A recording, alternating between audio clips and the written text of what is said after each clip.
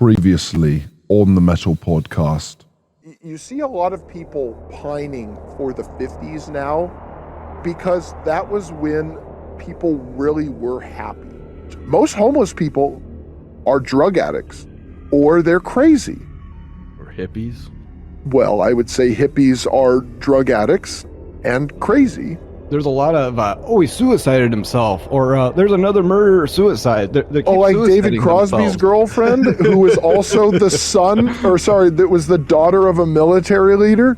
Gail Zappa, who is known formally as Adelaide Sloatman. Gail hails from a long line of naval officers. Her father spent his life working on classified nuclear weapons research for the Navy. Frank Zappa's wife knew Jim Morrison in kindergarten, so it's the same people. Also, the Zappa children watched porn with their parents and were encouraged in their own sexuality as soon as they reached puberty. And I stand by that metal in the 80s was its own kind of op, because what it did was it normalized satanic imagery. And while it didn't turn the country satanic, but it normalized an aversion to Christianity. Yeah, our news is that, hey, Meg the Stallion's on Instagram now. Like, that's page one news. We had a society, and then these people came along, these children of military figures, and they told everyone, oh, by the way, your society sucks. There's so much information out there that the people in power know you're not going to look for. Because you're going to be looking at your TikTok. You're going to be watching nurses dancing. You're going to be looking at the newest tweet from Elon Musk to be outraged at. You're going to be at this, that, or whatever. You're going to be at each other's throats over stupid things. And you're not going to realize that they've long since pulled the rug out from underneath you. They could tell you the truth about everything and you won't care because you've been distracted by everything. That's the purpose of a lot of this media stuff.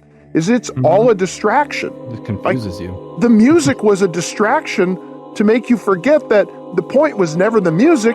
The point was the music was the platform that they gave to elevate these rock stars into a status where they had the biggest megaphone. And they just told a generation what to think. And this generation was perfectly brainwashed into allowing people in power to steal everything, not from them, but from their children. And now for part 2. And welcome to another edition of the Metal Podcast. And this is part 2 in the Laurel Canyon Deep Dive. And this is one of those things that the deeper you go, the harder it is to climb out. Like this is, I guess, why they call it a rabbit hole, because, you know, you see a little hole and you go down and then there's a whole network just waiting for you to just keep falling to the end. And this is something that I really was trying to do, like maybe 3 parts. Who knows how many we'll end up doing, but 3 or 4 there. And a lot of it is just because we can't just have every episode of the Metal Podcast just be about Laurel Canyon, because we could probably do that. But at a certain point, we need to get back to our regularly scheduled content, which is sucking up to Megadeth and pointing out all the murderers in the rap industry. You know, our bread and butter there. Yes, we gotta stay on point, right? Yeah. You know, we have our priorities, but we wanted to do something special, and you know, it's just about the Halloween season, so there's nothing spookier than the CIA using music to trick young people into doing drugs. So DJ, why don't you take the lead this week? Well, speaking of the spooky season, we do have a few options today to kind of go over, but we got the Laurel Canyon Death List. We can kind of introduce a little bit of some spooky characters, so to speak. But you know, I really wanted to kind of go and see where this, not only like where it really started, but who really promoted this stuff and how it relates today. So. And like you said, the deeper you dive into this, you just keep on chasing, because the next thing you get into is more and more important. But I kind of was curious. It's like a mathematical line. There seems to be no end. No, not at all. Like we literally could do a whole series on John Phillips, I think, let alone the Laurel Canyon a deep dive with these people, But obviously, you've heard of the record companies Atlantic and Columbia Records, right? Well, of course. Doesn't Columbia Records didn't they do? Oh no, I was thinking something else. Never mind. Yeah, the two major labels still around today. Go on. If I had to guess, hold on. Is Columbia Records a subsidiary of Sony? You know what? I'm just trying to keep it basic here. It probably is, Okay, but I okay. couldn't. I just tried to stay on this one. All right. You stay there. So I think have we mentioned Buffalo Springfield yet? With they coined the biggest protest song of the era. No, I don't think we have. Is that the song that's in every movie that features Vietnam? Yes. Okay. Yes. Something happened in here. That one? Yeah, that one. And by the way, Columbia Records is an American record label owned by Sony Music Entertainment. Well, there you go. Rabbit hole averted. Thank you for that, AC. There you go. But anyway, back to Dusty Springfield. Yes, Dusty Springfield. They signed with Atlantic Records, which started in 1947 by a man named Ahmet Ertegun and dentist/investor Herb Abramson. And now the reason why I bring this up is because if you didn't listen to the first episode, you need to go back because all these people are connected to the military-industrial complex. Yeah, and also that was a joke when we said Dusty Springfield. We are talking about, of course, Buffalo Springfield. So these guys, born in Istanbul, Turkey in 1923, the year the Turk Republic was established, Ahmet was both the son and the grandson. Who are you talking about? You skipped. I'm talking about because Buffalo Springfield is a band, not a person. They're a band. I'm talking about Atlantic Records. You're talking about Atlantic Records. Gotcha. Yeah. Gotcha. So they're started by two guys, Ahmet Ertegun and Herb Abramson. Okay. They were born in Istanbul, and this is Atlantic Records. Born in Istanbul, Turkey. Yeah, 1923. The year the Turk Republic was established. Ahmet was both the son and the grandson of career diplomats/civil servants. His father had been named the first Turkish representative to the League of Nations in 1925. That sounds like some comic book thing. Yeah. Yeah. Okay. In the League of Nations 1925, and thereafter served as the Turk Republic's ambassador to Switzerland, France, and England in 1935. And he was named the first Turkish ambassador to the United States, and he promptly relocated the family to Washington, D.C. Oh, interesting. D.C., a lot of happening there. Yeah, so from about the age of 12, Ahmet grew up along D.C.'s Embassy Row, attending elite private schools with the sons and daughters of senators, congressmen, and intelligence operatives. So this is the guy that started Atlantic Records, eh? Yeah, it's okay. So I want to get into this real quick. Just a complete side note. Now, all these people, they're all of a military background. Now, you could make the argument like, oh well, back then, people had more pride in their nation.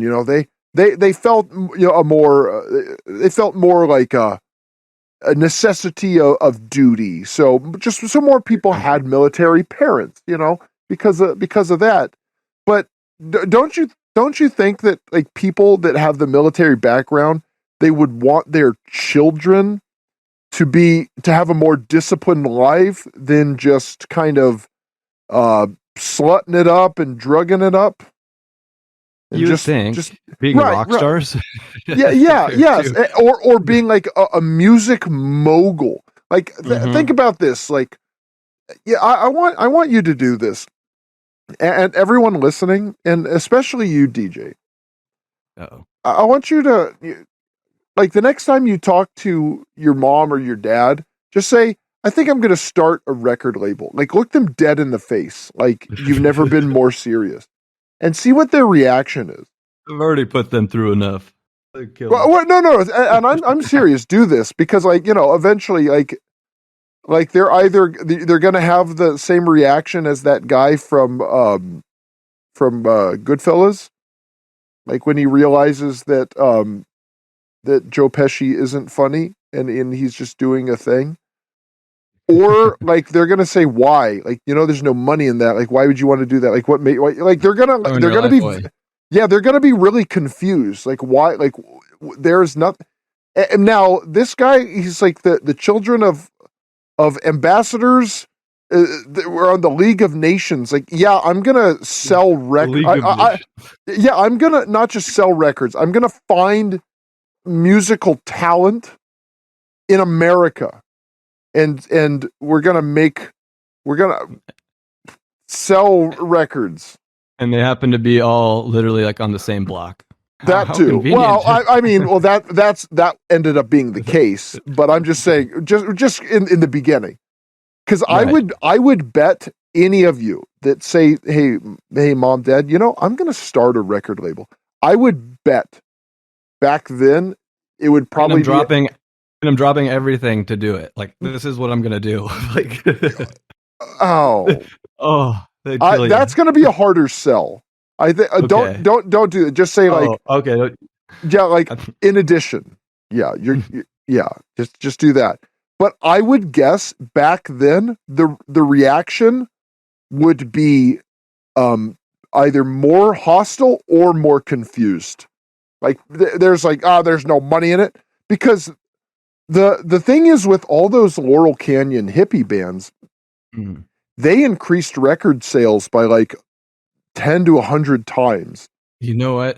I got so mad before.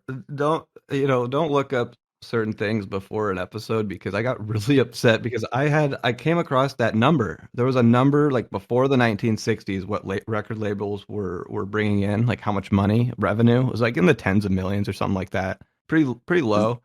And after the 60s, it was in like the hundreds of millions, maybe even in the billions. But it was 10 to 100 times. But Atlantic and Columbia Records were the first two that started this, because they signed Columbia signed the Byrds, and they recorded the first album, released it, Folk Rock Revolution, and then Buffalo Springfield was signed to Atlantic. So you had these two big players. Well, my point is that this isn't like you're doing it in the 80s. Like, look at how popular the music was in the 60s. Look at how popular disco was in the 70s, and look at rock. Like there is a market for music. Music is on the rise, Daddy-O. Like, I'm going to start a label, and I'm going to find the next Beatles. So this was before the Beatles. This was before the Byrds and Buffalo Springfield even. Yeah. So this was like this guy, this Turkish immigrant who spent his childhood in D.C.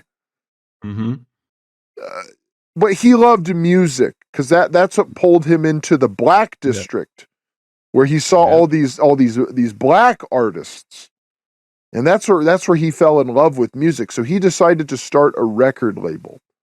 It's how all these pieces all fit so conveniently, right?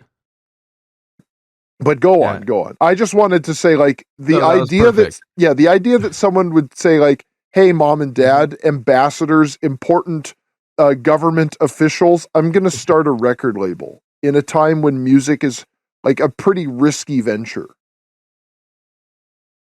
Yeah. So in 1947, 3 years after his father died, Ertegun founded Atlantic Records. Ertegun. At first, the label was home to jazz and R&B artists, including Ray Charles, the company's first big star. So in the late 1950s, Ertegun took on his first assistant, a guy by the name of Phil Spector. Does that name mean anything to you? Oh, it sure does. Okay, I know about Phil Spector. Listen, let me tell you, of all the men who beat women, Phil Spector, he's the heavyweight champion. Oh, is that why he dubbed his crew the Wrecking Crew? I think so. Well, that's what he called his fists before he took it out on Ronnie. Oh, from Eddie Money's song, Ronnie Spector. Yeah, it's the same. It's the same people again. Well, in all fairness, like, she's singing part of one of her original songs in that song. So that one, makes sense. I'll give it a pass for, the same people. Okay. Yeah, because that's more like that woman is 20 years past her prime, and that was a good song. I really like It was that a Eddie good Money song. song. I think that's the best, sax solo of any song, but There's could be debated. better than Baker Street. Ooh, I don't know. There's a few good saxophone solos out there. I'm You know what's sure. actually a really good one is Midnight City. Oh yeah, That's a I good know that sax. one. Yeah, that's a I good know that. saxophone solo. Mhm. But the All right. saxophone solo in "Take Me Home Tonight," that is a good one. Eddie Money, great artist. Yes. Gosh, I yes. wonder what I'm just gonna look this up right now. Let's see Oh, let's God. see what Eddie Money's on parents point, did. dude. Let's just That find out. Yeah. It's Eddie Mahoney. Okay, yeah, no, okay, so yeah, I know Irish that. Catholic. Yeah. Okay, his dad was a cop. That's just a thing. There Like, it is. Smoking gun. Well, literally, but no, yeah, Irish cop in New York City. Okay, that's Sure. innocent enough. All right, go. Right, Okay, right. all right. All right, so Atlantic, after Phil Spector, the first assistant, soon shifted focus to rock luminaries like Eric Clapton, Led Zeppelin, and the Rolling Stones would later join the label stable of Content. Let's see here. So, curiously enough, Columbia Records, the corporate entity that signed the Byrds, where do you think they're from? The corporate entity. District of Okay, Columbia. well, they're Columbia Records. I was thinking like Columbia, the country, but I No. guess District of Columbia, That's Washington Columbia. D.C. Oh, Yeah. okay, that makes sense. Oh, geez. Yeah, the name is derived from the District of Columbia, where the label was founded and first headquartered this might be a little, like 130 years ago. So it would appear that the first two record labels that signed and launched Laurel Canyon's first two rock or folk rock bands were not only major record labels, but also happened to be corporate entities that had deep ties to the nation's center of power. Isn't that nice? Nice to know. It's kind of disturbing, honestly. Oh, okay. Yeah. So with Laurel Canyon's other bands as well, it was the major record labels, not upstart independents, that signed the new artists. So the people that you were talking about that, hey, let's go start a record label, those weren't the types of people starting these major labels. No, of course not. No. And it was these major labels that provided these people with instruments and amplifiers. It was why are they providing these people with instruments and amps?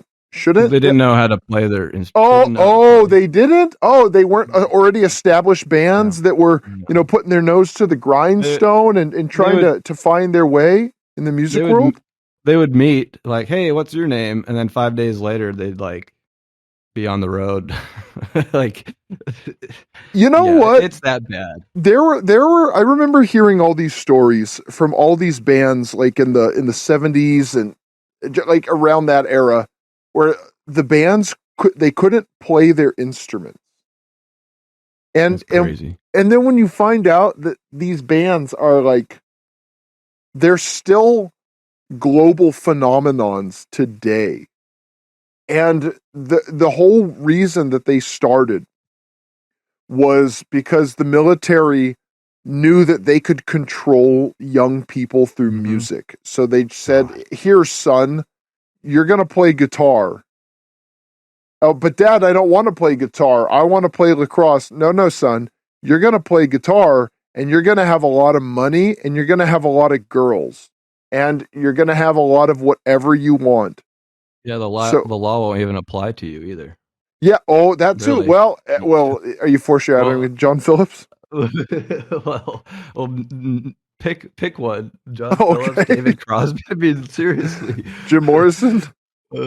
Yeah. Elmer Valentine.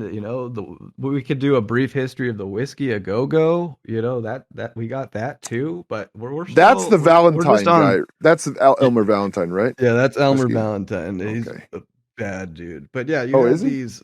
He's not a nice guy. Oh. So it was the major labels that released and then heavily promoted, these albums. And much folk rock was recorded and issued by huge corporations They're broadcast over But radio I and thought they television were stations. anti-corporation and establishment. Oh, yeah. It's funny how it didn't actually work out that way. Oh, okay. Well, go on.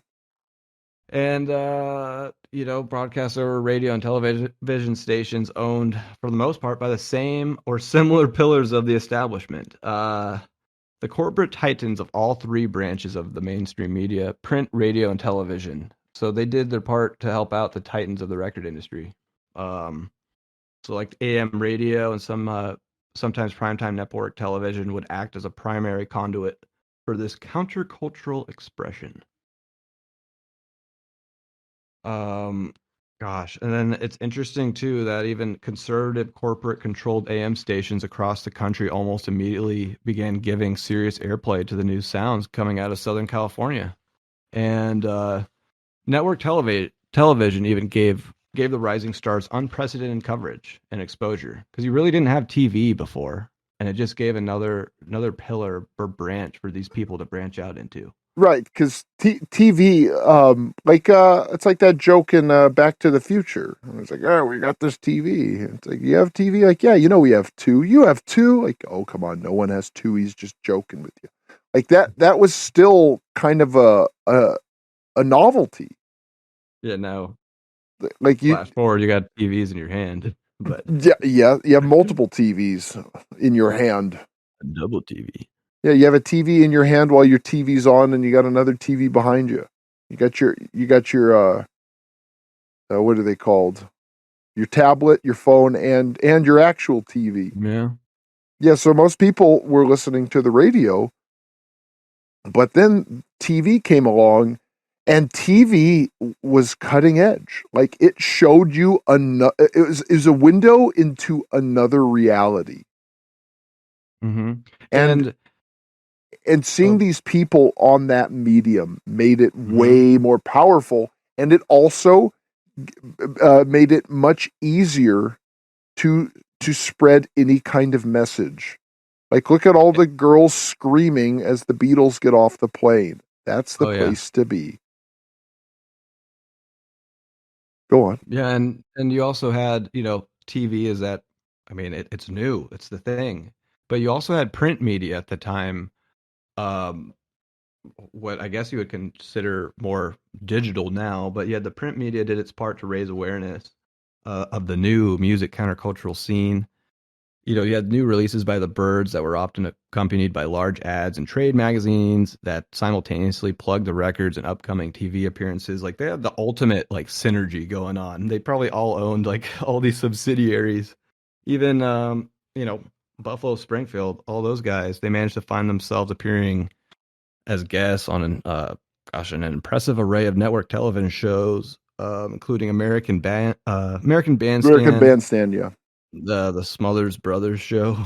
I like the Smothers Brothers. Oh, you've heard of these? I know the Smothers Brothers. The Andy Williams show, but the Della Reese show, the Go show, Andy Williams show, Hollywood Palace, Where the Action Is, Joey Bishop's late night show, and a local program known as Boss City. Gosh, I mean, that would be nice. You release a song or have a release, and then you get to go literally on like a tour of like a marketing campaign. Right. Well, I mean, that's kind of what it's like the modern day equivalent of like actors going on Jimmy Kimmel and Seth Meyers and Jimmy Fallon. It's like the equivalent of that. It's like you have a movie coming out and then just everywhere, like you're going on every show. I mean, that's different now because not as many people like that stuff. But at the time, everyone because there's 3 channels. Yes.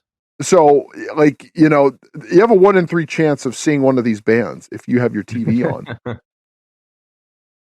Yeah, I guess I didn't put that into perspective either. I didn't think of that. Yeah, it wasn't like you had.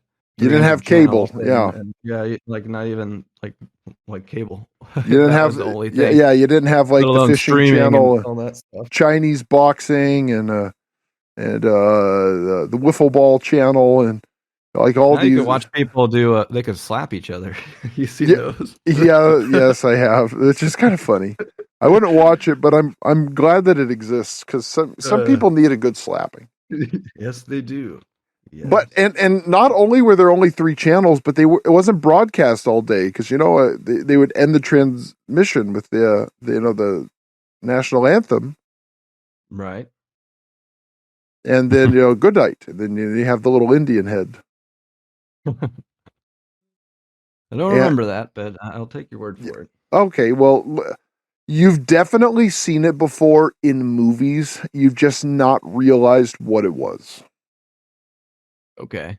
Like if you've seen any movie that either takes place in like the 70s or 80s, like there's usually scenes where they have that, where someone's watching the TV and then it signs off like that. So it's not like, they were going on, because the 24-hour news cycle, that's a novelty thing. That was a new thing. Like that was Ted Turner's idea.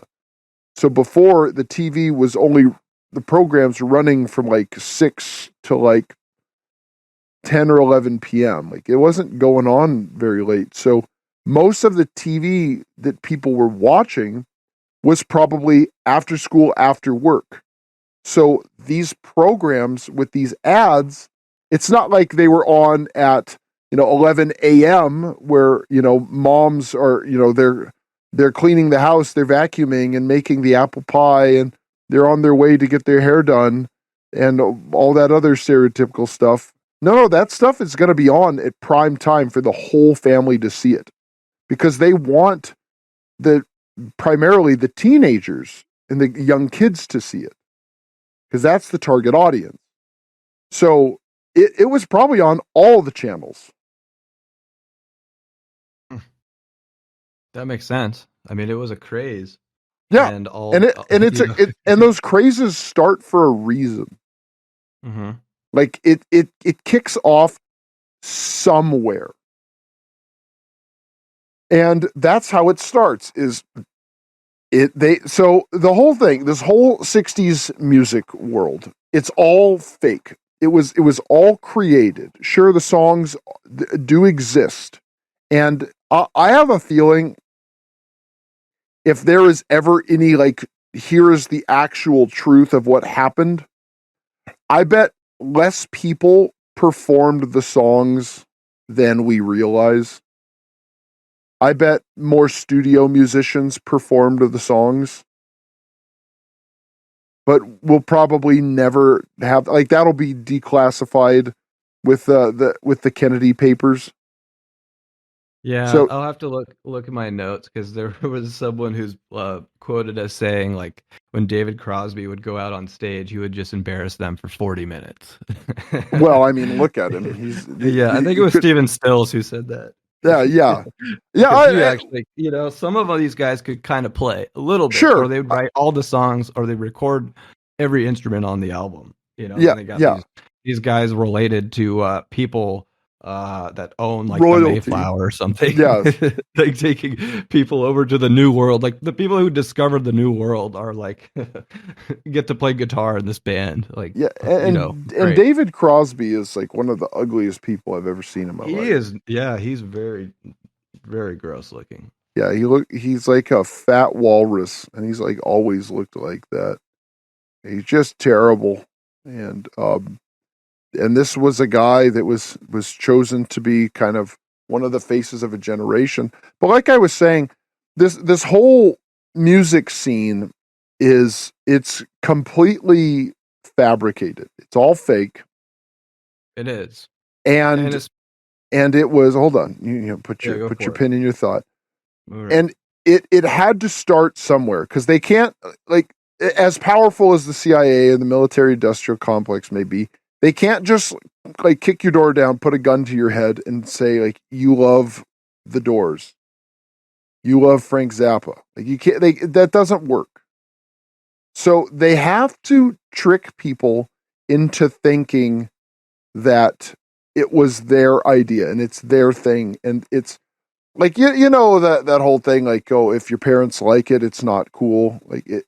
And that's kind of how it was marketed. Even though all of these people, like, one thing I've come across is a lot of them, he had a rough childhood, his father drank a lot. Like, yet somehow all of these people's parents basically are responsible for their wealth and social status. So the whole idea behind, we'll just call it the hippie music scene. Yeah. We'll just call it that for the sake of argument. What was that? It was it's pretty much you're rebelling against your parents. Mm-hmm. That's the point of it. And they had to convince the youth that that's what it was, because the music is lame. It's not more exciting than like Chuck Berry or Johnny Be Good. Yeah, or like Bill Haley and the Comets. Even the Big Bopper, like they Big Bopper. There were artists where their songs had some kick to it. See, like I understand punk rock and to a greater extent heavy metal. Like there is an aggression and evolution. Like it feels like all of the emotions that you're having just in audio form. That's how it is. But with hello darkness, my old friend. It doesn't sound very rebellious. But maybe if you're strung out, then it's probably pretty easy to listen to. But that was the whole point of the music, is like, listen, take these drugs and the songs will sound great. Psychedelia. Yes. You've seen the movie Inception, right?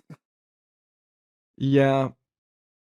And I say it like that because I've seen it a bunch of times and still can't really tell you what it's about. Well, do you remember the scene at the end when the guy has the pinwheel that he got from his dad in the dream? Oh, I mean, I know I've seen it. Oh gosh, dang it. All right, well, I'll just go over the whole scene, because that's the whole point of the Inception thing, is like the guy says early on, don't think of elephants. What are you thinking of? And the guy says elephants. He's like, exactly, that's why Inception doesn't work. But the whole idea was they had to put an idea into someone's head and make them think that it was their idea. And that is basically how the hippie music was sold. They were the countercultural, revolutionary sound of a generation, but the generation didn't need to rebel. There was nothing to rebel against. and it's all framed like, well, these people are rebelling against their parents, but all of them, they were all from the East Coast, and then they all met up on the West Coast, and then they suddenly started being these anti-war protest bands, but none of them had any real anti-war songs. They just kind of said, yeah, we're against this thing. And their main vehicle for being against it was just doing drugs and doing nothing. Like they had platitudes. Yeah. They didn't have any real demonstrations, and they didn't have any real power. But these musicians had the real power. They had the power to genuinely brainwash a generation and get them addicted to drugs by tricking them into thinking that this terrible music that's really popular will be good if they just take drugs. Yeah, and this movement, if they were the counterculture and rebellion, the government could have squashed them in a second, but they were propping them up and kind of to put like not a pin in this, but like put a bow, bow around it. Yeah, so in this, here it is. In September 1965, the nation's premier news weeklies, Time and Newsweek, ran virtually simultaneous stories on the folk rock craze. Just months after the first folk rock release had climbed to the top of the charts, the country's biggest daily newspapers chimed in as well, providing an inordinate amount of coverage of the emerging scene. So by the end of 1967, the movement had its very own publication. Might have heard of it, Rolling Stone, which initially is designed to look as though it were a product of the underground press. It was, without question, very much a corporate mouthpiece. So there you go. Yeah, and if they were actual, like, an enemy of the state, then they would do something about it. Like I mean, it's not like the government doesn't have the power to shut down anything they don't like. Of course they do. But not just that, but do you think the government doesn't have the power to cut cable broadcasts? I mean, it's not cable at the time, but to cut TV broadcasts. Well, they can regulate what they put on TV. They can say you can't put that on TV. Well, they can even to silence you. It's a very powerful tool. Is involuntary military service. They could do that. That's that. You can be pressed into service. Oh, you can't watch this. Like, no, you're going to war because you think this way.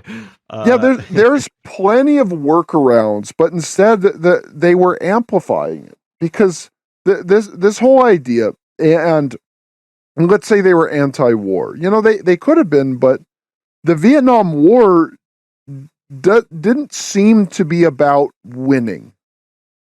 As far as I could tell, the whole purpose of the Vietnam War, which may have been started, not may have been started by the government as a whole, but Jim Morrison's father was the proverbial man on the ground for the beginning of that. But it was just to expand the military budget. So while these people are out there saying like make love, not war, they're not really hurting the war effort because they're just saying things. It's not slowing anything down. Let's say something like that. Well, it might hurt like an enlistment. Like less people are enlisting. Well, there's a draft going on. They're drafting people for it. So it doesn't matter. Because it's like these guys come out here like, don't join the military. And they're like, we don't care if you guys don't join. If we want you to join, we'll just draft you. And if you don't go, we'll throw you in jail. Because we have the force to do that. Because we have the power to do that. And these people...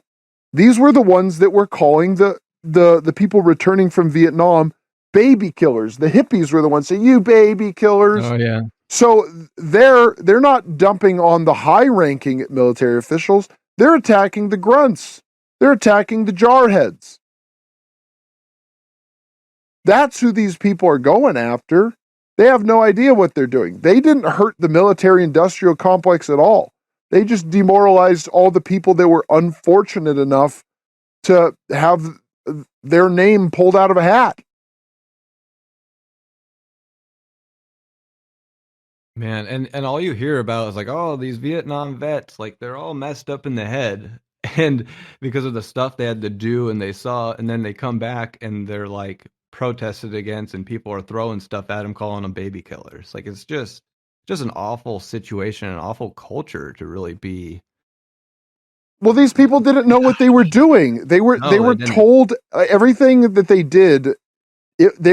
These people were the real soldiers. Like the war being fought at that time was not the Vietnam War.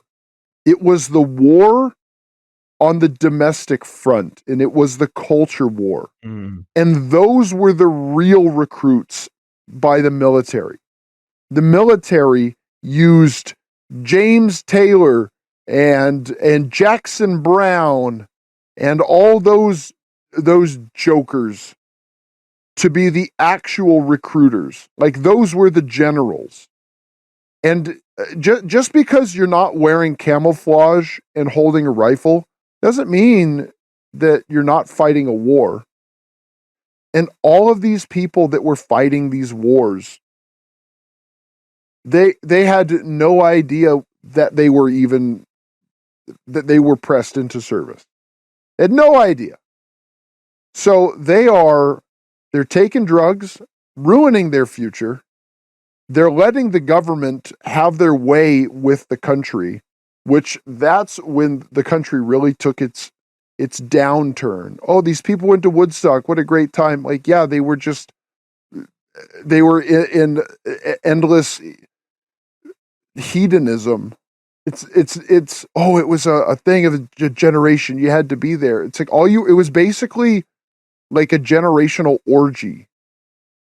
Nothing productive happened as a result. Like people got together, did drugs, had anonymous sex, and listened to bad music that was sanctioned by the CIA and the military industrial complex. And they also brought their kids into it, which also further ruined the lives of the kids that were involved, that were subject to that. That too, but they treat this like this was them, like storming Normandy. Like this, Yeah. like this. These this are the was real this warriors. was this was like the shots fired on Fort Sumter, but like all you did was go to a concert and you did drugs. This was the real war that was being fought in the 60s. It was the war for America's soul. And through the Laurel Canyon hippie music scene, America died. I believe that is when America died. Now, there'll be people that will say this event, this event, this event. There were many cataclysmic moments in America's history.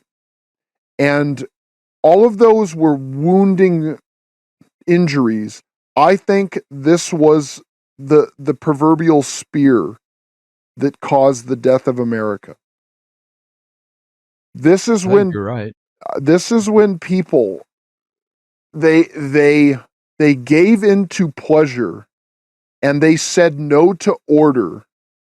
Just literally in the name of pleasure. And they let the government rearrange everything about it, everything that made the country ordered and structured and safe and harmonious, and they gave it all away. Now, granted, it's not like all those people that were hippies that were dropping acid in the 60s, listening to Jefferson Airplane, like, oh, they all became homeless junkies that are all crazy with no, a lot of them went on to have pretty successful careers because eventually they did hit a certain age, like, well, time to get a job. But the jobs that they were given, it was probably the equivalent of a starting wage of like $35-$40 an hour today, just because inflation's so bad that I throw those numbers out, but pretty good wages that they were able to leverage a lack of labor in exchange for a higher wage. Like, well, this guy offered me this much. I don't know. Can you match that? Can you beat that? And that was kind of the tale of the boomer, is they dropped acid, they ignored the real problems in the country, and when they were done with their orgy, drug fest, they went on to a world that they didn't realize they were too busy partying to realize was being destroyed. And they didn't have to live with those repercussions because it was a can that was kicked down the road, and it was done by design. And there were so many things that happened, and then a lot of people, they do say things about boomers, and like I'm not gonna just like condemn every baby boomer, because you can't just blanket it's not blame. helpful. We want to. Yeah. Well, yeah, and there's a lot of people that probably did try to do something, but this is why they up against a lot. Yeah, well, and that's why they brainwashed the masses. They brainwashed the masses so the people that actually were paying attention and cared were overran. Like, what can you do? Like, because the state is willing to use force against people. Oh yeah. And like when you're just there, like, I mean, we should be doing something, but everyone else is dropping acid. Like, I can't do this by myself. Well, yeah, sure. But yeah, But if you're just like, what am I supposed to do? Yeah, like what? Well, I can't do anything. There's 3 of us against 5,000 hippies. Okay. Well, there's 3 of us, and the 5,000 hippies should be helping us against the guys with guns, against the state.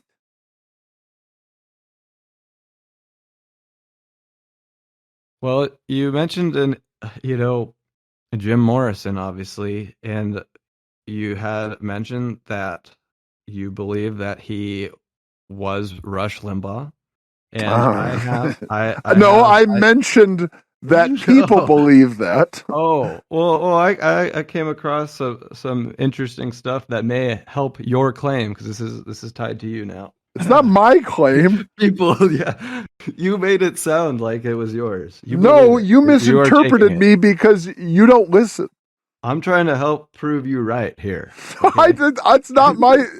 It's not my hypothesis. You believe this, okay? No, I don't. We'll get to Hendrix next. Gosh dang.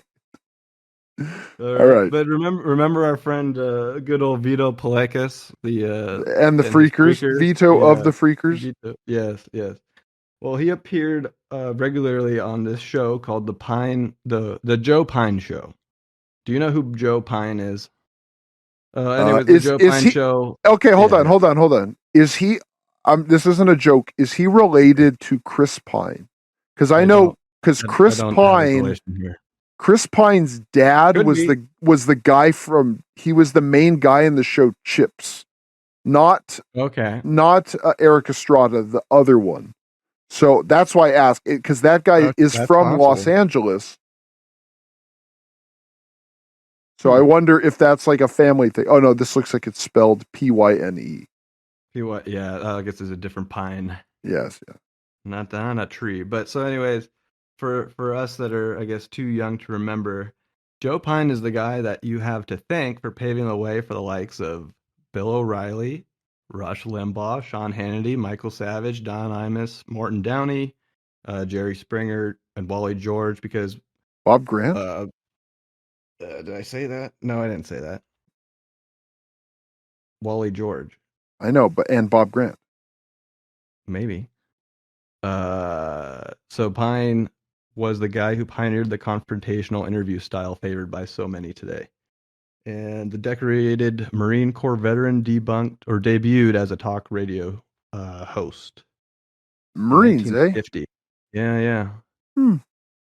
Yeah, it's funny how all these people. His favored targets, as you may have guessed, included hippies, feminists, gays, and anti-war activists. And his interviews frequently ended with his guests either walking off or being thrown off the stage. Okay.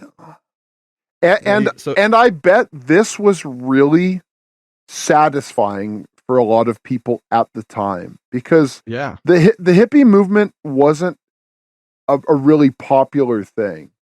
It's not like something like the punk rockers or like the metal people or the new wavers or the grunge rockers, or it wasn't like that where it was like, here's the people that do that. Like the hippies were pretty unpopular. yeah. So it's probably nice seeing this guy like look at Oh these yeah. dumb people. Like that's a very like a Who Sean they're hating. Hannity thing. Like get like a really embarrassing person to make Sean Hannity Mhm. look smarter than he is. So like he's got some hippie on. It's got like flower power painted on their Oh yeah. face, and then when they get thrown off, someone's like, "Oh, that was awesome! Wow, that was so great! I loved that."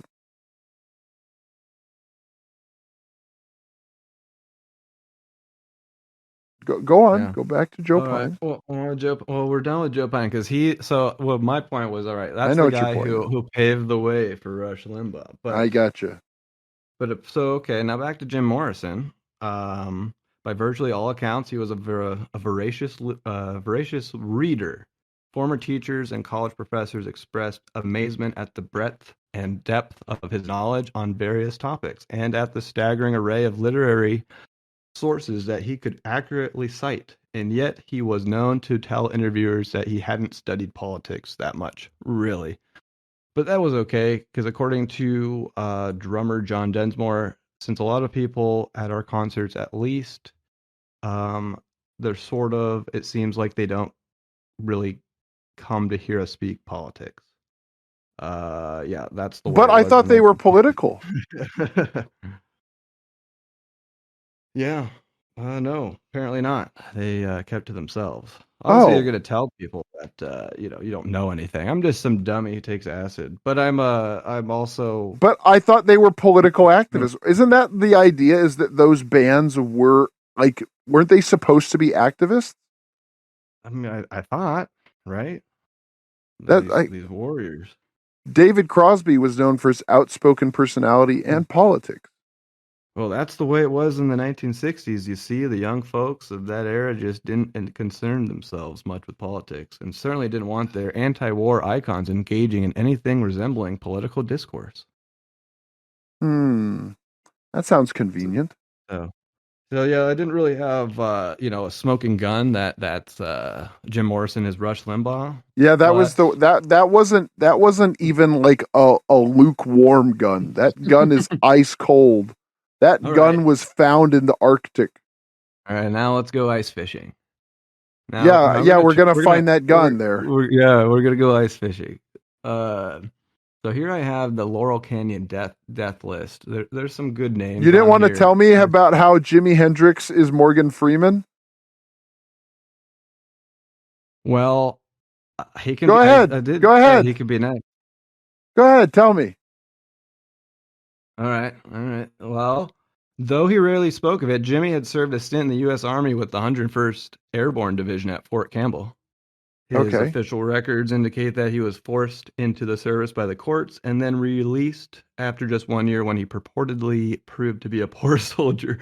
That's funny. One That is wonders, funny. though, why he was assigned to such an elite division if he was indeed such a failure. Stupid Jimmy. One also wonders why he wasn't subjected to disciplinary measures rather than being handed a free pass out of his ostensibly court-ordered service. See, that you could get military-ordered service. In any Nope. event, Jimmy himself, once told reporters that he was given a medical discharge after breaking an ankle during a parachute jump. However, one biographer has claimed, this is funny, has claimed that Jimmy faked being gay to earn an early release. How do you fake being gay? You Never kiss a mind. man. The You don't want to go much further than that. The truth, alas, remains elusive. At the time of Jimmy's death, the first person called by his girlfriend Monica Danaman. Do we need to go over? Maybe. Monica Danaman, last to see Hendrix alive, was Eric Burden of the Animals. 2 years early, Burden had relocated to L.A. and taken over ringmaster duties from Frank Zappa after Zappa had vacated the log cabin and moved into a less high-profile Laurel Canyon home. Within a year of Jamie's death, a reported prostitute turned groupie named Devin Wilson, who had been with Jimmy the day before his death, plunged from an 8th floor window of New York's Chelsea Hotel. March 5th, 1973, a shadowy character named Michael Jeffrey, who had managed both Hendrix and Burden, was killed in a midair plane collision. Jeffrey was known to openly boast of having organized crime connections and of working for the CIA. After Jimmy's death, it was discovered that Jeffrey had been funneling most of Hendrix's gross earnings into offshore accounts in the Bahamas linked to international drug trafficking. Years later, on April 5th, 1996, Danaman, the daughter of a wealthy German industrialist, was found dead near her home in a fume-filled Mercedes. Conclusion, Jimi Hendrix is Morgan Freeman. Good detective work. Thank you. Thank you. I was actually waiting for the part where Jimi Hendrix met with the rest of the experience in Los Angeles. Apparently, he was Cass Elliott's husband. I had no idea about that. Yeah, and the funny thing, apparently they said that she died from choking on a sandwich, and apparently that wasn't true. Oh, that was the only thing I knew about her. Choked on a ham sandwich. She kind of looks like an early version of Adele, when she was big. Yeah. Real big. Oh man, I was gonna talk about Jim Morrison. I was ready to go, but I read. Now talk about Jim Morrison. Now that you've explained to everybody that Jimi Hendrix is Morgan Freeman with like that, I've never heard such a clad iron case. All right. Well, this is even shorter to the point. So So Jim Morrison. This is why I'm the host, ladies and gentlemen. Yep. That's your episode. Jim Morrison, who for a time lived in a home on Rothdale Trail behind the Laurel Canyon Country Store, may or may not have died in Paris on July 3rd, 1971. Dun, dun, dun. The events of that day remain shrouded in mystery and rumor, and the details of the story, such as they are, have changed over the years. What is known is that on that very same day that he died, Admiral George Stephen Morrison delivered the keynote speech at a decommissioning ceremony for the aircraft carrier USS Bonhomme Richard, from where 7 years earlier he had helped choreograph the Tonkin Gulf incident. A few years after Jim's death, his common-law wife Pamela Curson dropped dead as well, officially of a heroin overdose. Like Hendrix, Morrison had been an avid student of the occult, with a particular fondness for the work of Aleister Crowley. According to the super groupie Pamela Desbarres, he had also read all he could about incest and sadism. Also, like Hendrix. That's a good thing to just read up about. Like, I understand all he could about there's a concept where you have sexual relations with someone in your own family. I need to know more, because there's got to be more than that. Would you like to know more? I feel like it's pretty self-explanatory. And here's super groupie. Well, here's my question. Okay. Where do you look up research on more of that? Who wrote that? Who wrote it? No. This is a serious question. Who is writing about incest? Because again, if someone's writing about incest, the government has the ability to, use force to shut people down. You think? You would think, and why is the? I mean, we know who his dad is. Why is your son, Mr. Morrison, reading all about incest? And did you teach him something? Oh, goodness! Because generally, that's where that stuff comes from. Sometimes, usually your parents pass down like what sport teams they like the Cowboys or the Raiders. No, you need to read about incest and sadism. I just want to know where you read up on it, because there's two things about that. Is not on the internet at that time, obviously. Right? Yes, but the thing is, one, I don't know why anyone. Maybe this is because my brain operates at a normal wavelength. But I don't know why you would need... Normal in quotes. Right. Yes, of course. Always in quotes. I don't know why you would need to look up with it, because it seems pretty explanatory. Like, what is incest? It is sexual relations for members of the same family. Can you tell me more? I told you all there is to know about it. Like, that's it. Huh. You have a paper for me to read? That's all there is. Like, you don't need any more. But two, how do you find this? So do you go to the library? You got to check the Dewey Decimal System, find some books on incest. Well, you probably have access to government files and stuff. Well, there you go. You probably have access to... Yeah, you probably have access to the... We're into that stuff too? Oh, boy. Yeah. Yeah, so, read all he could about incest and sadism. And also, like Hendrix and Wilson, I believe Dennis Wilson from the Beach Boys. Morrison was just 27 at the time of his possible death. So, yeah, it's another, 27 club. Yeah, I don't know. That thing, just like the 27 club. The thing is, you look at how many young artists died at 27, but look at how many young people die at various ages. I would guess, if there were a chart for people that die at certain ages, it would probably be the thickest more towards the 70s. But when you're young, how many people died at 27? You can say well, these were really famous rock stars. Yeah, but these were all degenerate people. like Kurt Cobain, pretty degenerate. Tupac, very degenerate. Jimi Hendrix, degenerate. Janis Joplin. Degenerate. Jim Morrison, into incest. The degenerate didn't and know something that. else. Yeah, so like these people, this whole lifestyle, this rock and roll lifestyle, it all started here. Like I'm sure, because I know a lot of like jazz musicians, like heroin was really prominent there. I have no idea why that to me that's so weird. Like just you do jazz, you got to do heroin too. I don't get it. But it's not like music is always like it was once a sacred, a wholesome thing, and then along came a spider. No, it's always had its baggage, but like this is where it all started, like the whole rock star lifestyle, like drinking all night, coke all night, random women all night, like that. It all started here,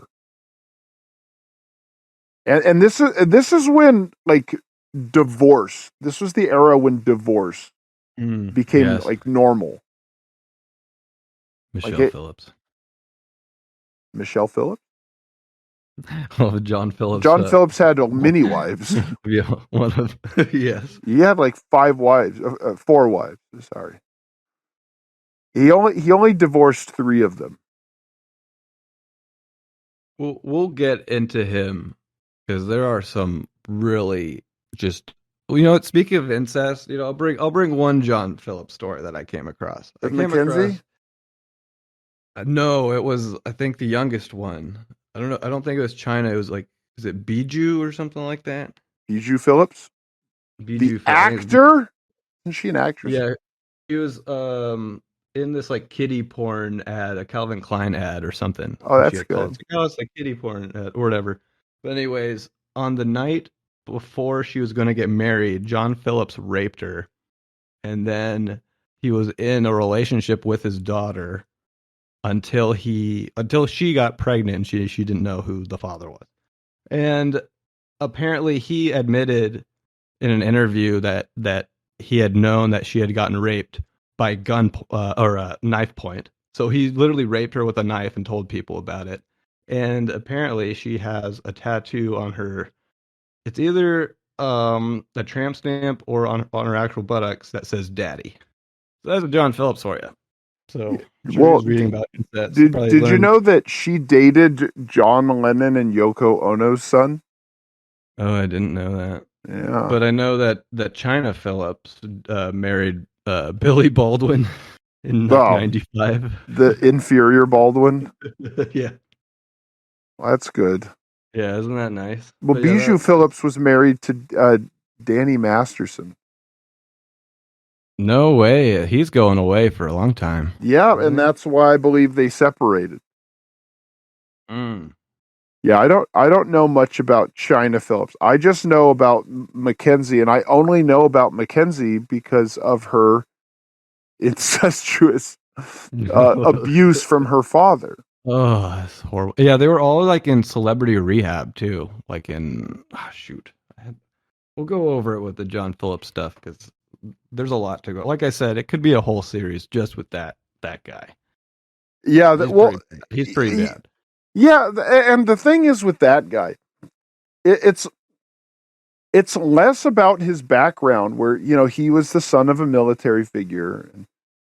Yes, and he has the same backstory as all those other people, but he has so much scandal attached to him. Like more so because the rest of them, they were just junkies that were having a lot of promiscuous sex, and with the exception of Frank Zappa, who wasn't a junkie, but he had a extremely inappropriate, and I would definitely classify it as an abusive relationship with his daughter. Yes. But most of them, they were just junkies, and they were playing bad music, and it wasn't just reshaping the political views of the audience, but it was changing everyone's perception of both the music industry and musicians. Mm. Like before, like again, we bring up the sales, and it turned music from kind of like a niche hobby into like, this is the thing. Like what kind of music do you listen to? Like that became a thing, where before it was probably like, do you like music? Because there's probably people like, nah, I don't listen to music. Where this turned it, like, you have to be into music, and music now is it's all political. It's all political now. Mm-hmm. And the ads, like the Lady Gaga Pfizer ad, or That whatever, too. like that That stuff too. is, that hits both things, marketing Sure, yeah. and Which yeah, I mean that's weird in and of itself. But this is what set the stage for music being like, it's like when people say like, oh, you got to separate the art from the artist, but the artist is, or the art is defined by the artist. How do you separate the two? Because the whole point of this, and it's hard to call this art because it has such a specific purpose. It's not so much like, this isn't art. Like, why I went to make my music, I had a specific purpose in doing it. We all do. We all have our own agendas, but this wasn't like, let's make money. Like this really was, let's reshape a nation. This is, and the reason I don't want to call this art compared to other things is because it's essentially an ad. It's a marketing campaign. Because it's not like Depeche Mode and the Cars, where, these were people that wanted to play this type of music, and record labels just said, hey, let's take advantage of these artists, that became the norm. Just like, find someone that sounds like what's popular, promote them, chew them up, spit them out. And whatever sticks. Otherwise, who cares? And F you, pay me. Where here, they created the artist, so there was no real art. There was no inspiration. There was no like, I picked up my lute and I just started playing. I let the music guide me, and that's how I came to this, man. No, it was a bunch of generals and men in black suits with black sunglasses and their earpieces in. Just they're writing this music for them, and they're probably in a lot of cases recording it for them. Mm-hmm. So this isn't actual art. It is genuinely a marketing campaign. Mm-hmm. Go ahead. Well, I was just gonna say, it wasn't like these people were like struggling to survive growing up, besides their parents, being these military incestuous figures. Yeah, and the thing is, those people probably made pretty good money as far like the military. Oh figures. yeah, no doubt. Yeah, so it's not like, my dad was a general, and some days we wouldn't have breakfast. No, these people all went to like private schools. Like, listen, they went to private schools with rock stars. Like, imagine, you're so rich, you went to elementary school with Jim Morrison. That's how rich these people were.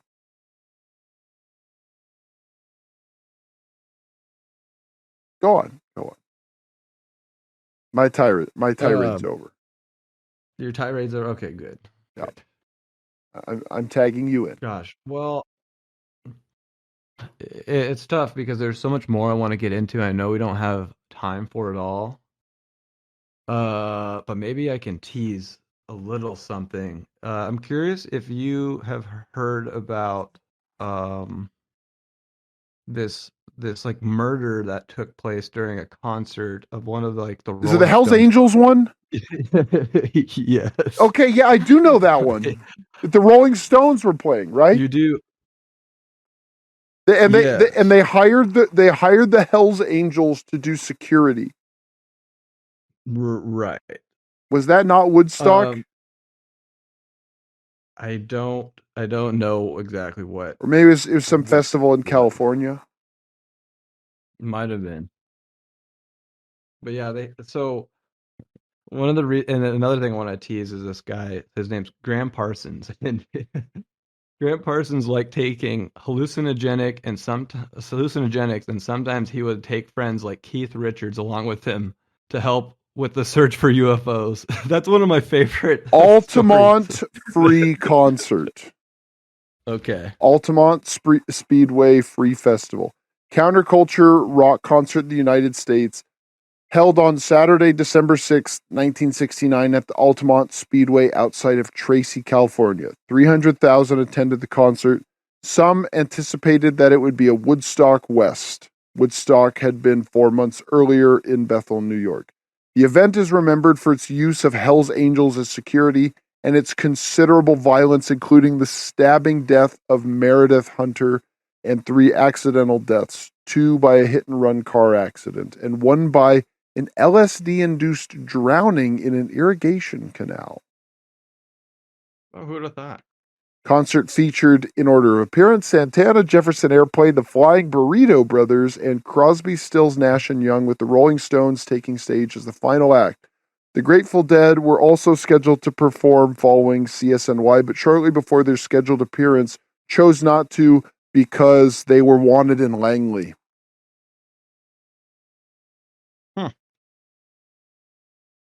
I made that last part up. The Langley is where the CIA is. Yeah, I got it. Yeah. One of those that just went over the head. Yeah, I figured. That's all right. Appreciate it. I like where your head's at, though. I'm sure someone got it. Someone did. Wasn't me. No, that's okay. That's it's always fun to explain the joke to you. It makes it funnier. Yeah. Now, did you want to talk about this person that was killed? Is there something notable about the person that died during this event? There's a weird. So I guess we can go into it later. But so they ended up making this documentary about the murder. Is it called Gimme Shelter? I think it is. And there's someone very famous behind one of the cameras of this documentary. Do you know who it was? Is it? I'm looking at the cast and crew. None of these names mean anything to me, but I have a feeling it's this one. But go ahead. So George Lucas was behind one of the cameras for the documentary that portrayed the sequence of events incorrectly. Okay, all right. That is interesting. And how funny is it that Steven Spielberg had been living on Lookout Mountain in Laurel Canyon in the mid to late 1960s. I had no idea about that. Oh, yes. Well, this is what I'm saying about each thing you come across. It's like, well, what's more important or crazier than the next? Like, what is this? I'm finding out how my life has been shaped. Like, yeah, what is going on? Yeah, I thought that was funny. That's interesting. And yes, I did want to talk about Graham Parsons, but it's like, we got all this other BS going on. How can you avoid it? But apparently, with this that Hell's Angels murder, the song "The Day the America" or "Day America Died," the day the music died. Apparently, that song is actually supposed to feature Mick Jagger as the devil, and that this was a ritualistic satanic killing. Yeah, I've heard stuff like that, and here's the thing. Like, I don't know that that's not true. That's how I feel about that stuff, because you first hear it, you're like, yeah, whatever. But the more you hear about it, and the more, like, this is the real incest. It's not Jim Morrison having sex with his dad or whatever. It's all of these people that have created this industry, this whole like media empire where they use the same people over and over, and behind it are the same people. It's like like when we've talked about in earlier episodes, like pop music, it's like 15 total people now. Like the top 40, it's the same people over and over, but It's 25 people. Yeah, but here it's all the same people. And it's not like at one time there was all these people and then 5 years later there was a new group. It really was, it was always the same type of people. It's high ranking, like, government operatives and their children and all the people that are in charge of the media. And this is how our worldviews are generated. Our worldviews are not generated by us going out and we're traveling to other countries. We're seeing how the cultures interact with each other, and we're like Anthony Bourdain, going around and seeing how people cook their food and blah blah blah. No. Our entire perception of life comes from music, TV, and movies. And the same people are responsible for showing us how we should live our life. And it all started not just in this era, but here in Laurel Canyon. The music scene and apparently the movie world. The movies. Yep. Who would have thought? Yeah, Lookout Mountain was a movie, like, special effects studio. And then you have, like, the master of cinema, Steven Spielberg, is living there. And I say this, I don't know anything about him. Like, really, I know he's married to the girl from Temple of Doom, and they've been married since. That's it.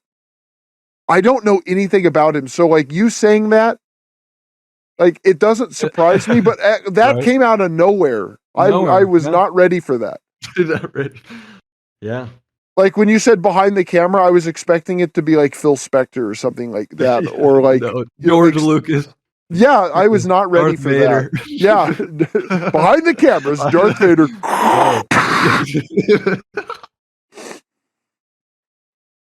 That would actually be pretty funny. Like, Darth Vader's running the camera.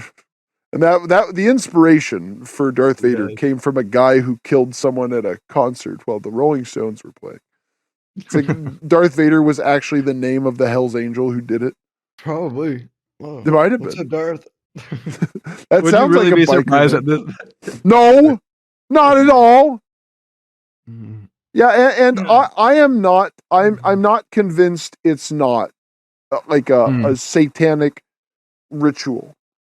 I especially when you hear that they're all into Aleister Crowley. Like, Jimmy Page bought Aleister Crowley's house, and it was a house that was built over a church that burned down, and a bunch of people died. I wasn't gonna get to that. Like, you don't just buy that house. You don't just read that guy's works. No. Like, I understand someone's like, I want to read about General Patton, or I want to read about Winston Churchill, or I want to read Caesar. I was going to say Julius Caesar. Yeah, I want to read about Robert E. Lee. Like, I want to read about great military figures. Who reads? I want to read about a satanic occultist. Like, what inspires you to do that? Nothing. Literally, the only reason you do that is because you're influenced to do that. You don't get bored and pick up a satanic Bible. It doesn't happen. You do it because you're influenced. And this is and I do think that was the point of the popularity of heavy metal. It wasn't so much to get people into Satanism, to do ritualistic satanic sacrifices. I think that's like that Freemason, that 33rd Order or whatever. I don't know a lot about it, but I know that they got some kind of weird thing going on, and the Illuminati high-ranking members got this. I don't know. They got something going on, but the point of metal was to get people desensitized to it. Because, like, you tell people on the streets, like, oh yeah, this thing happened. It was probably a ritualistic satanic murder. They're going to say, you're crazy. Oh, you're say talking that about demons and ritual satanic killings. Like, you say that in the 40s and 50s, people will probably take it pretty seriously. Well, I think they used to burn people with that type of stuff. Yeah, I think they did. Simpler times. Those were the days. Yeah, in the summer of '68, the Rolling Stones had been flirting heavily with Satanism and the cult, and spending a lot of time in Los Angeles. Oh, great! So Mick Jagger was involved in 2 occult-drenched, Crowley-influenced film projects by Kenneth Anger's Lucifer Rising and Donald Cammell's Performance. Oh, not Donald Trump? And no. Oh, okay. So Kenneth Anger, he also would make private films for people that wouldn't go out. Where did he make them? So, well, I wonder. Oh. So he would later solicit a soundtrack for the long-delayed film project from Led Zeppelin's Jimmy Page. And Jimmy Page is the proud owner of one of the world's largest collections of Aleister Crowley memorabilia. And then he also, as AC said, he bought Crowley's notorious Boleskine estate on the shores of the Scotland's Loch Ness. Now, like, it's not only something to be looking into this stuff, but to own the literally the world's largest memorabilia for the satanic whatever you want. You don't just buy this on a whim. Like, I understand. Like, do you ever see the movie Rockstar? With Mark Wahlberg and yes, with the Tim Ripper Owens thing. Yes, is that the one? You love that movie, don't you? No, I don't. Why do you keep saying this? Why do you keep trying to embarrass me by attributing? I actually like that movie. I'm like the only one, and everyone hates that movie. But I don't like that movie. I stand by it because I liked it as a kid. You liked it so much you tried to pretend that I was the one that liked it because you're even pierced my nipples because you're embarrassed by it. but there's the part when he starts getting the success and he buys the Batmobile, right? Like the Adam West one. Oh yeah. Like that. Like I understand people buying dumb things like that. You have a lot of money. Like, yeah, I'm gonna buy the Batmobile or something like that. But you don't just buy Aleister Crowley's estate and like his collection of like satanic daggers and candles. You don't just do that. And anyone listening, like, some people do. You only think that. You literally only think that because these people did. And you think that that's normal. Nothing about Laurel Canyon is normal. Nothing. Mm-mm. This is all weird from day one. When you have the singer for The Doors' dad is the admiral during the Gulf of Tonkin incident. You have like Frank Zappa. The most bizarre music of all time is like a huge act. And then his dad worked for like the Department of Defense making chemical weapons. All of these people are the son of, they're not just like this guy. His father was a corporal in the 101st Airborne. Like it's not like simple things. Like they're all high-ranking military men. And all of them were from like, they're like, they lived on the East Coast and had lavish upbringings where they all went to private school, somehow all knew each other, and then they all convened in the same part of California, in the same part of Los Angeles, around another military base, and then they became the biggest selling musical artists of all time, despite many of them not knowing how to play instruments. And you think, well, some people just buy Aleister Crowley's lavish satanic estate. And then some people just pick up the satanic Bible one day and they just have a read. It's because of this that you think this is normal. This is not normal. This is insane. And it only seems normal because the world is insane. And in an insane world, insanity seems sane.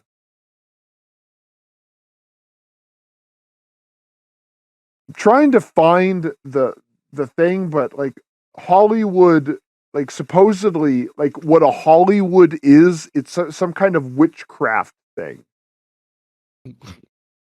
Like some weird group or something, like a secret society type thing? No, like literal Hollywood. Oh, the translation or something? Yeah, like what it is like some, I can't remember what it is, but I remember hearing about this a while ago, where there is something about like I can't remember. I don't have it in front of me. That just came up, and I know that like Hollywood itself, it has some kind of occultist meaning. Because again, you don't just get into the occult unless you're influenced by it. Most people are pretty averse to it. And it's not because, well, you just need to be more tolerant and open-minded, man. No.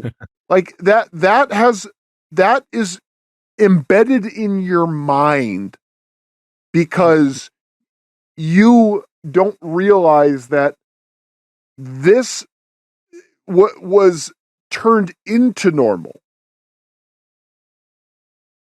Like there's no like people are like, there is a thing as normal. There is such a thing as normal. And most people are normal unless they're influenced. People are pretty easily influenced.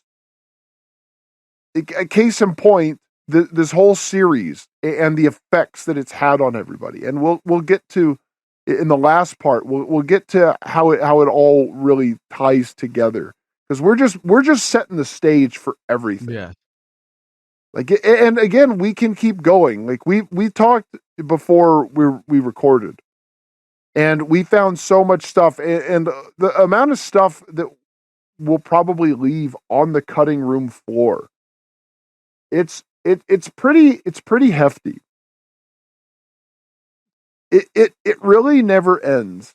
But I think we're just gonna have to leave on this little cliffhanger here. But did you know that Papa John Phillips' website lapsed? It's what? The website lapsed. It lapsed? Like it didn't pay its monthly whatever? Yeah. Like if you go to John Phillips's if you go to his Wikipedia and you go to external links, it says Papa John Phillips official website. Next to it, it says website has been disabled. So if you want, you can buy the domain for papajohnphillips.com. Yeah, it says it's been disabled. Yep. So I think that's kind of interesting. Not that, I'm not trying to do like conspiracy, huh? Ooh. What does that mean? No, it's just funny that it's just not there anymore. But yeah, John, we will get to John Phillips. Yes, we will get. We won't take the break Papa that we John. Took. Yes, yeah. the less cool Papa John. Yeah. we will get to John Phillips next week, and another band that I really hate. But I want to go over two things really quick before we go. Yeah. But one is this just came up when I was looking at David Crosby, and I saw that he appeared frequently on recordings by other artists: Joni Mitchell, Jefferson Airplane, Jackson Browne, David Gilmour, and James Taylor. Now, James Taylor, the thing that I know most about James Taylor, what do you know about James Taylor? Because there's only one right answer. I don't think I know anything about James Taylor. Okay, so do you remember the episode of South Park where Cartman went to fat camp? Yes, I do. And then he came back skinny, but it was like an actor from rehab. Kid. Yes. Yeah. And they said, "What's a prostitute?" "Ah, children, y'all ought to come up to me. So where's the clitoris, chef? Why do they call it a rim job, chef? What's a prostitute, chef? Why can't you just children do something normal and say, 'Hi, chef, what's for lunch today?' 'Hi, chef, what's for lunch today?' 'Chef, what's a prostitute?'" And then he starts singing that song, "Prostitutes like any other woman, they all do something sick." Do you remember that? Don't prefer to stay, prefer to leave afterward. Ladies and gentlemen, Mr. James Taylor. A prostitute is like any other woman. They all trade something for sex, but they do it well. And then that's why I thank the Lord for prostitute. And then the principal walks in. He's like, "Oh, James Taylor, what the hell you doing singing to children about prostitutes?" That was the only thing I wanted to bring up about James Taylor. Okay. Just that one song from South Park. It just reminded me of that. We're connecting the dots here. Yeah, well, we how do we do a show and not mention South Park? You can't do it. No. No. Well, there is one military place that we haven't talked about that's seemingly in Los Angeles that maybe you haven't heard about either. Maybe I haven't. But all right, I'll give a quick teaser then if we have time for it. Yeah, go ahead. So on my research, it appears that the city of Los Angeles was actually home to a very secret militarized Nazi compound that was in operation both before and during World War II. Remnants of that blacked out chapter of LA history can be seen to this day, though few make the trek.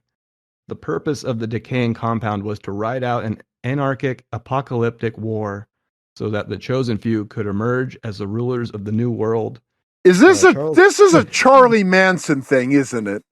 It is. Okay, yeah, I could. Yeah, when you said like ride out, because Charlie Manson, he did the race war thing. Yeah, okay. Yeah, so Manson and his crew spent an entire summer camped out at a home that was within 2 miles, 2-mile hike of this curious place. Okay, yes. So yeah, the Manson family. So in Laurel Canyon, just to sum up, just the story so far. So we got military figures from the East Coast sending their children to Los Angeles to start music around a military-ran movie special effects studio with connections to future filmmakers, George Lucas and Steven Spielberg, and Charlie Manson and the Manson family. And the record labels were born in our nation's capital. And the record labels that these people were signed to were born in the nation's capital. Yes. And which is weird because there are plenty of LA-based record labels, but again, I don't know the history of Capitol Records, and I don't know. Now, here's the thing. Oh my gosh, saying it out loud, I really feel stupid. All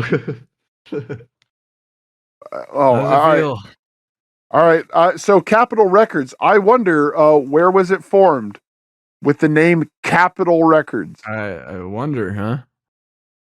Okay, because punishment.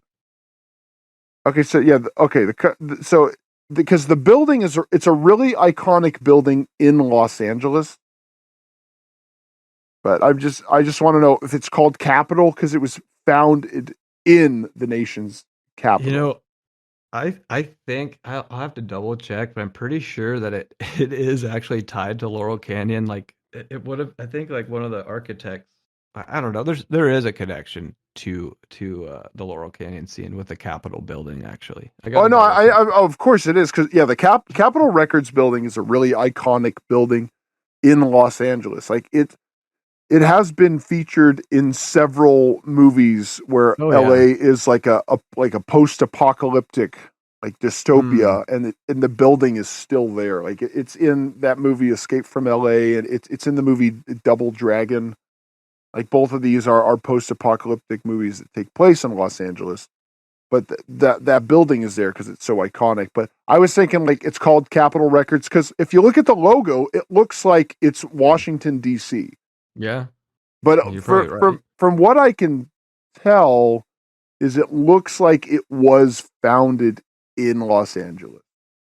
I can't tell. I'm not going to look too much into it, but that doesn't really matter. But we'll find out next time. But yeah, so there's no break this week. This was the whole episode.